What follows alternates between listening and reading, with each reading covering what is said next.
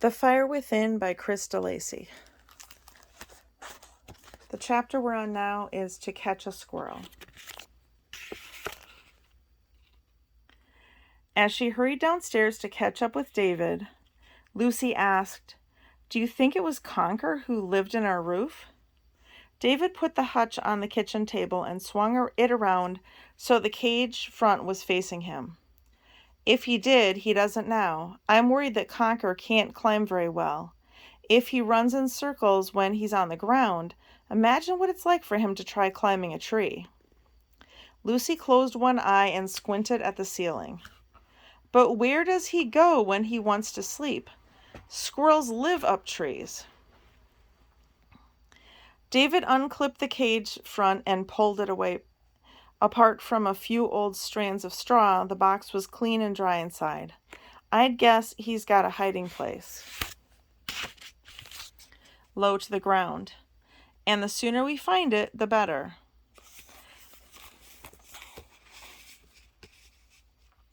He popped the cage front back and then raised the sliding plywood panel that formed the only door of the hutch. He let the panel go. It rattled shut. "Excellent. Did you bring that piece of clay I asked for?" Lucy plopped the chunk on the table. David rolled a small piece into a ball. From his pocket, he produced a length of string and pressed one end firmly into the ball.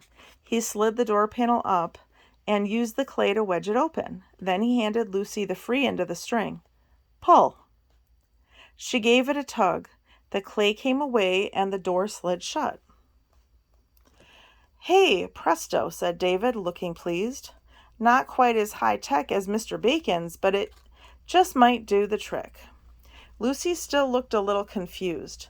"But who will pull the string when the box is in the garden? I have to be in bed by 8 o'clock. "Conker will," said David.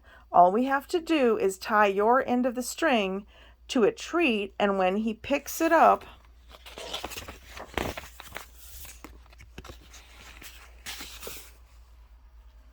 and gives it a tug, click. With any luck, we'll have him." Just then Bonington popped in through his cat door. He leapt onto a chair, twitched an inquisitive nose at the hutch, and rubbed his cheek along the mesh. Went David, frowning a little. "That's something I hadn't considered, how to keep nosy paws out."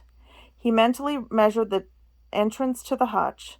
Then the opening wasn't overly big, but any self-respecting cat could easily wiggle in.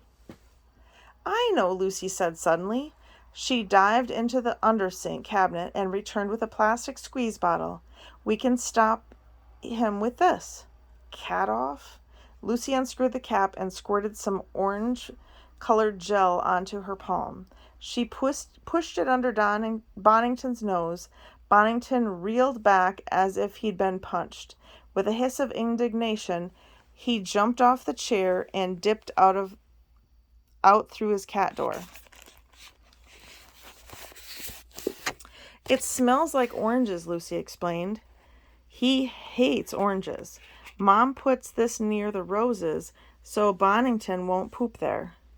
David took the bottle and read the instructions. "Yeah, but if it works for Bonington, it might work for Conker. The last thing we want is Squirrel off on the box. No, we'll just have to keep our fingers crossed that Bonington doesn't go near it and that Conker comes our way. Which he will when he sees what I've got for him. Go and look in my coat pockets and don't spill anything." Lucy hurried away. She returned carrying a brown paper bag. "Acorns," she gasped. "Where did you get them?" "Never mind," said David. "I feel weird enough about stealing them as it is. Come on, it's time to lay the trail."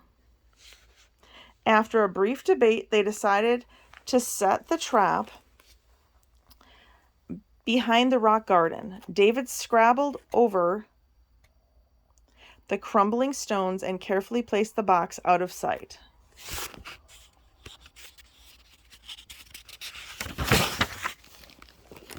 Then he took a handful of acorns and sowed them at intervals across the patch of ground between the rock garden and the brambles at the end of the garden. He saved most of the acorns for the box itself, tilting it slightly so that the nuts rolled into the deepest corner. Finally, he took an unshelled peanut off the bird feeder and tied the string very tightly around it. "That's his treat," he told Lucy, leaving the bait just inside the hutch. He lifted the sliding door of the trap and wedged it open with the ball of clay. "That's it. We're ready." Lucy, perched like a pixie in front of the rock garden, could hardly speak. "What now?" "Now it's up to Conker." And David wiped his hands on the front of his sweatshirt. He flicked an acorn cup into the stones. "All we can do is wait."